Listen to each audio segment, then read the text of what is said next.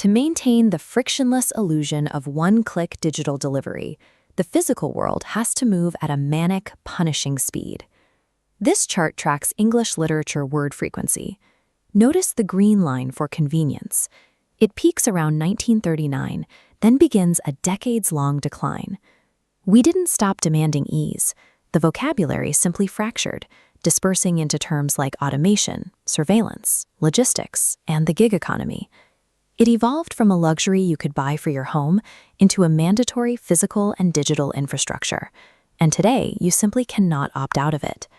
We now inhabit what media theorists call the logistical surround. It is a rigid framework governing our socioeconomic relations. It dictates how goods, data, and human bodies move. Convenience is the defining enclosure of modern data capitalism. It is an architecture built through three distinct historical vectors: timing, spacing, and feeling. The first vector is timing. The modern expectation of hyper-efficiency begins in the mid-20th century home with the mass adoption of post-war domestic appliances. These machines were marketed as labor-saving devices. The promise was that washing machines and electric ranges would dramatically reduce the total amount of work required to maintain a household. They didn't.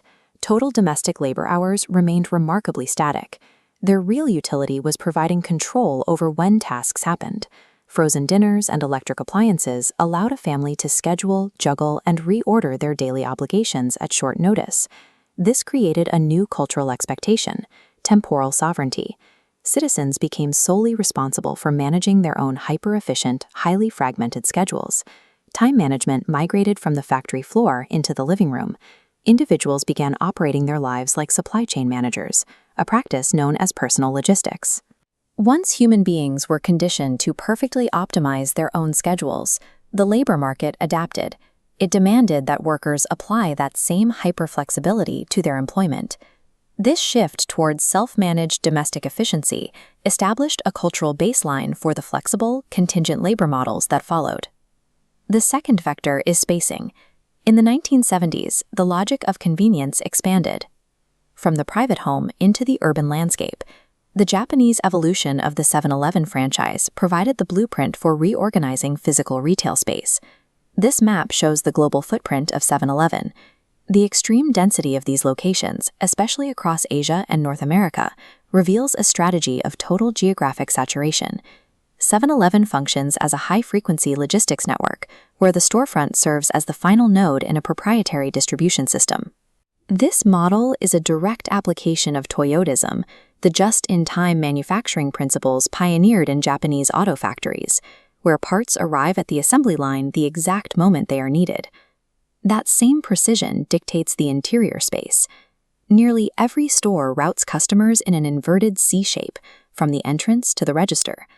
This rapid 3-minute path ensures foot traffic syncs with the constant micro-deliveries of fresh inventory. Because of this density and reliability, these logistical hubs function as critical life infrastructure, as vital to a neighborhood as the water or electricity grids. Spatial convenience relies on capturing the chaotic movement of the city and enclosing it within a highly predictable, hyper-managed corporate supply chain. The final vector is feeling, or a logistical form. The physical aisles of the retail store have now been superseded by the digital enclosures of media platforms. Netflix began as a distribution firm, applying retail logistics to the physical mail delivery of DVDs. When it transitioned to algorithmic streaming, it retained that core DNA. The platform prioritizes the efficiency of its distribution network over the actual curation of specific cultural content. The algorithm harvests massive amounts of viewing data to feed its interface in real time. Convenience stops being a pleasant surprise. It standardizes our attention until it fades into an expected, ambient background feeling. In late-stage data capitalism, immediacy swallows everything. You cannot request a slower, less efficient digital experience. Participation in this frictionless ecosystem is compulsory. Ultimately, these platforms monetize the standardized feeling of a frictionless existence, treating ease itself as the primary commodity.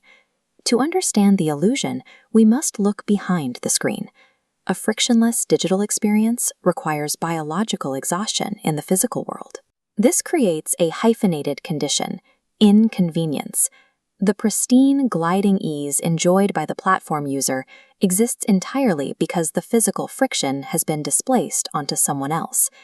The immediacy provided to the protected consumer is directly subsidized by the precarious, highly tracked, hidden labor of the gig worker.